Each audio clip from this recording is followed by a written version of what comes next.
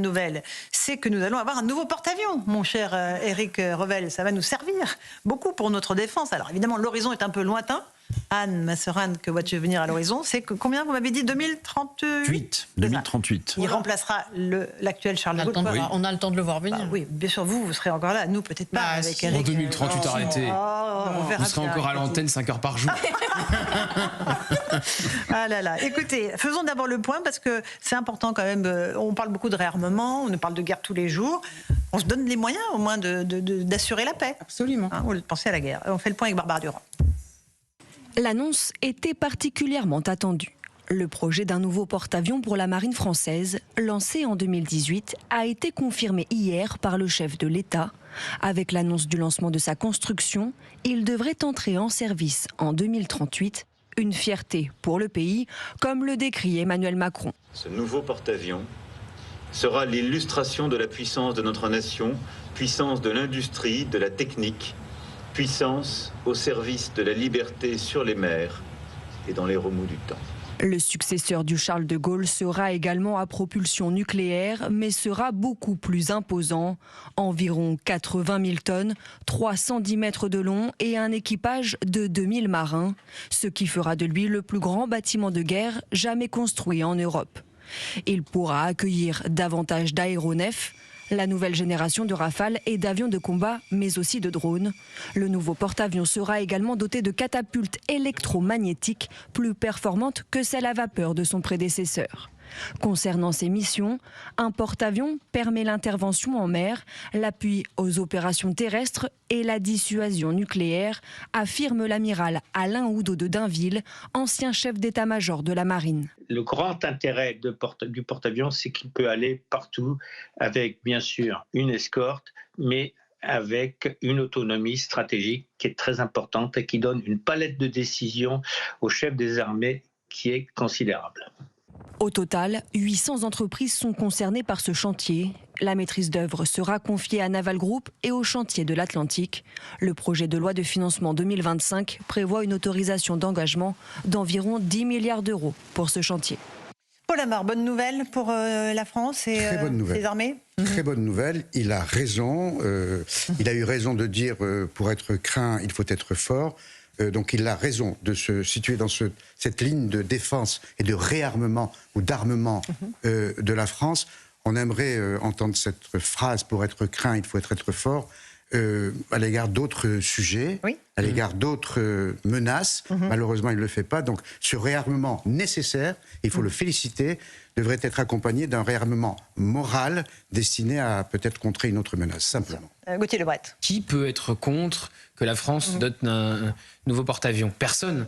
Comme personne n'était contre la hausse des crédits et des budgets à l'armée. C'est juste dommage d'avoir divorcé du chef d'état-major qui le disait quand il a pris ses fonctions, le général de Villiers, qui d'ailleurs publie un livre en ce moment et est sur les plateaux télé. C'est dommage d'avoir perdu du temps, même si il a rapidement réorienté le tir. Emmanuel Macron, d'ailleurs, il est inquiet. Il est inquiet que le budget ne soit pas adopté. Il a raison. Il vise une nouvelle fois à augmenter les crédits et les budgets de nos armées. Donc il veut que le budget soit adopté rapidement et si possible avant la fin de l'année et qu'on ne passe pas par des nouveaux débats à la rentrée, donc c'est-à-dire loi spéciale ou ordonnance. Voilà les options qui restent à Sébastien Lecornu. Donc personne ne peut être contre cela, mais moi j'irais dans le sens de Paul Amar. Évidemment que cette phrase prononcée cet été avait fait énormément réagir. Il parlait de Poutine, il faut être craint par Vladimir Poutine. Le problème, c'est que la France n'est craint ni par Vladimir Poutine, ni par Monsieur Tebboune en Algérie, ni par les islamistes qui sont jusque sur le sol de France. Donc c'est très bien de se réarmer, c'est très bien de nommer les menaces, mais il faut voir aujourd'hui quelles sont les menaces principales pas non plus pour la France. Se rabaisser et se flageller en permanence. On n'a pas besoin de le faire, on a le spectacle devant. On a la puissance nucléaire. Voilà, non, mais voilà, on est respecté quand même. À l'international, vous trouvez qu'on est respecté par l'Algérie? Vous trouvez qu'on est respecté? Je ne parle pas de ça, je vous parle juste regardez comment Donald Trump parle d'Emmanuel Macron. Oui, toutes les semaines, on a des leçons des Américains. Il y a des remontades, et puis Trump, la réalité des choses. J.D. Vance, il y a quelques mois. On est au Conseil de sécurité de l'ONU. Steve Bannon, encore ce week-end dans le JDD. Ah, mais vous êtes très pessimiste tous, là. C'est Noël, la France est belle. D'accord. Alors, ok, la France est belle. Oui, la France est belle. Ça, on est d'accord. Que ce soit Emmanuel Macron ou un autre, la France est belle. D'accord, la France est belle. Mais le bilan d'Emmanuel Macron, au bout de 8 ans, il va laisser la France en quittant l'Elysée dans un état lamentable. Et sur la scène internationale, quand on a Donald Trump derrière le bureau ovale et tous les élèves européens en face de lui, avec des petites humiliations à longueur d'interview, que ce soit par le président américain, par son vice-président ou même par l'ancien conseiller Steve Bannon ce week-end dans le JDD, ça va quoi? Mais on va pas se laisser insulter non plus en permanence. Eh ben non, il faut pas. Il faut pas, mais c'est ce qu'on fait. Non, Maître Salman, allez-y. On se fait insulter en permanence. On a jamais. On se fait respecter, voilà. Mais on se fait respecter par qui? Mais par les gens qui nous regardent. On a encore une histoire. Ça va les leçons qu'on nous donne en permanence là. Non, mais j'en ai ras-le-bol, moi. Que les Américains nous traitent n'importe comment. Dans le JDD, excusez-moi, mais on est leurs alliés historiques. Aux Américains, on n'allait pas avec nos grands yeux, mon cher Gauthier. Par ailleurs, on est au courant que tout ce que dit Trump, en fait, on le sait. Est-ce qu'on a vraiment besoin des Américains pour nous dire exactement les choses? Non. Après, moi, je suis très contente, effectivement, que l'on se dote d'un porte-avions, qu'on soit aligné, un réarmement matériel, un réarmement immatériel avec des principes et tous les guerriers que nous sommes en tant que citoyens, par ailleurs. Et là, on n'est pas dans une économie de guerre, mais une économie de paix qui tient. Il reste à savoir le nom de ce porte-avions. Ah oui, alors il y a Arnold Cara, qui est notre réalisateur, qui m'a dit « Tiens, je me demande comment Emmanuel Macron va baptiser ce porte-avions ». On va pas se dire qu'il va le baptiser Emmanuel Macron. Je pensais à ça. Au moment où vous avez dit ça, je vous ai pensé. Non, mais bien sûr que non. Il va le baptiser non. Pourquoi pas? Pourquoi pas? Oui, c'est François Mitterrand qui avait choisi le nom de Charles de Gaulle pour le porte-avions. Bon, non, mais sur le porte-avions, je vais vous dire, il y a quand même un petit sujet. Il y a évidemment ce que dit Gauthier qui est très juste, c'est-à-dire que, comme par hasard, on est toujours quand même dans la séquence guerrière. Ça en fait au moins un autour de la table qui le reconnaît. Non, mais attendez, c'est Noël avant l'heure. En réalité, c'est juste un effet d'annonce, puisque comme le dit très justement le sujet qu'on a écouté, en fait c'était prévu depuis 2018. Oui, 2018, il était là, comme je vous le rappelle, donc là, il y a un effet d'annonce pour continuer à enrichir la séquence guerrière que déploie le président de la République, pour mettre la pression sur, et pour servir Sébastien Lecornu, pour mettre la pression sur les députés pour qu'ils votent un budget. Vous croyez qu'on leur fait peur avec un porte-avions ? Si vous avez une loi spéciale... Je pensais que ça faisait peur à Poutine, c'est le budget de l'année dernière, et donc vous n'avez pas la hausse des crédits pour la défense. Donc là, il y a une pression aussi politique qui est mise de toute évidence, mais juste un sujet un peu plus militaire, parce que j'en discutais avec des gens qui s'y connaissent beaucoup plus que moi, c'est que d'abord, on n'est pas sûr que le Charles de Gaulle tienne jusqu'en 2038. Je rappelle quand même qu'à 60%, il n'est opérationnel qu'à 60%, le Charles de Gaulle. Sinon, il est en réfection à Toulon, comme je le disais tout à l'heure. Donc vous avez un sujet. Deux, c'est un vieux projet qu'on devait à l'origine construire avec la Grande-Bretagne lorsqu'elle était encore dans l'Union européenne. Il y avait même un projet de porte-avions à propulsion nucléaire. Et puis, il faut se rendre compte du monstre que ça représente. Alors, ça va faire travailler, le chef de l'État l'a dit, 800 fournisseurs. La tête, c'est évidemment Naval Group qui a perdu les fameux contrats de sous-marins en Australie. On s'était fait trahir par les Américains et les Australiens. Vous savez, moi, je suis très mal à l'aise quand Trump humilie le président de la République française. Je suis d'accord. Je parle pas d'Emmanuel Macron, je parle du président de la République française. Alors qu'on a oublié que si les Australiens nous ont trahis sur les sous-marins que devait construire Naval Group, c'est grâce aux Américains quand même, nos alliés historiques. Vous savez, les États n'ont pas d'amis, ils ont que des intérêts, et les Américains nous le mettent. Donc, moi, ça me voilà, et c'est un monstre absolument hallucinant. C'est le double de tonnage du Charles de Gaulle. Je ne sais pas si vous vous rendez compte, c'est 80 000 tonnes. 310 mètres de long, 30 à 40 chasseurs Rafale nouvelle génération à l'intérieur. Bon, après, est-ce qu'on tient les délais?